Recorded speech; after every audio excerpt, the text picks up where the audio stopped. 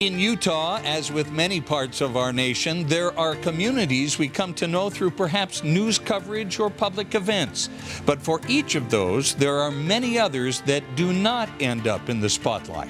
But their stories are still important to share. That's why here at Fox 13 News, we're launching a new series called Two Americas. It's where we explore different viewpoints and take you into the communities you may not know about or not know much about. We begin our Two Americas series tonight in southern Utah, where 70 years ago, the U.S. government's race to win the Cold War exposed thousands of Utahns to radioactive fallout. And the effects are still being felt to this very day. Here's Fox 13's HAILEY Higgins.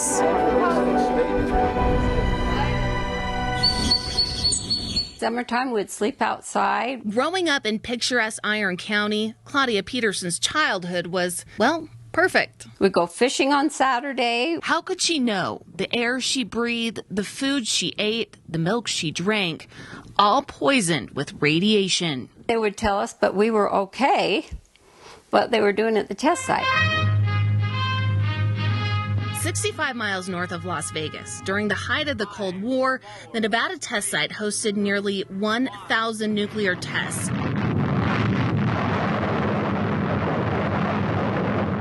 100 of them above ground. Test followed a 12-day wait for weather conditions which would keep fallout at a minimum. At the time, the Atomic Energy Commission said testing was safe. The radiation hazard on the ground is over 90 seconds after the bomb goes off in the air. However, government scientists knew radioactive fallout could harm and kill people downwind. Most inanimate things contaminated by fallout can be washed and used. Soon, men in nice suits came to Claudia's school to test children for radioactivity. There were 2 or 3 of us that it went off, and we thought, well, cool, because we lit up the Geiger counters. By 6th grade, Claudia's classmates were getting sick and dying. These were my friends. And then my friend's mother got sick, and it just kind of started to snowball. That's a good picture of him, though. Claudia's father died at 64 from brain tumors, which doctors believe were related to the nuclear fallout. At 3 years old, Claudia's daughter also developed leukemia. This is Bethany when she was off treatment. And then doctors diagnosed Claudia's 37-year-old sister with melanoma. They died a month apart. All these years now, it's still a pain, a physical pain to think about it. An estimated 60,000 people were exposed to fallout in southern Utah, including former Governor Scott MATHESON. My dad lived in Cedar City in the early 50s, and he told me that he'd get up and watch the sky light up from the blasts at the Nevada test sites. MATHESON pushed for a congressional investigation in 1979, uncovering falsified reports about the dangers of nuclear testing. The government told everyone it was safe.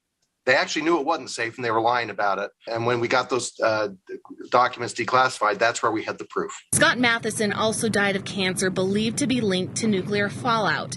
In 1990, Congress passed the Radiation Exposure Compensation Act. It provides a one-time cash payment of $50,000 to people living in these Utah counties during the time of testing, who also developed one of 19 specific cancers. The act provides grants for free cancer screenings at clinics. And had some fairly significant exposures during some bombs, but not everyone. Including this one in St. George. The Department of Justice, who manages this program, is planning for things to shut down next July. Registered nurse CAROLYN RASMUSSEN is rushing to help victims and their families qualify for the compensation. This program also includes uranium workers, including nearly $2.5 billion paid on 38,000 approved claims. But she says the act expires just as many victims are getting sick. Some of the leukemias we saw in little children early on, but many of the other cancers don't present till a much older age. Critics argue the $50,000 to downwinders was never enough to begin with and excluded too many people. They tried in the beginning to have it cover more areas and all of Utah, but they thought it would be harder to pass. Although Mary Dickson lived in Salt Lake City, she's certain her diagnosis of thyroid cancer at age 29 is fallout related. More than 50 neighbors and her sisters also got sick. We lived by Parley's Canyon, and there was actually a study at the university that the fallout would go up the canyon and then it would come back down at night with those canyon breezes. So we got double dosed. This map shows where researchers believe fallout actually went. With the current act set to expire next year, advocates are pushing Congress to pass another bill to compensate downwinders. It's not like the bomb went off and you got cancer the next day. With the act expiring next July, advocates have been pushing for new legislation.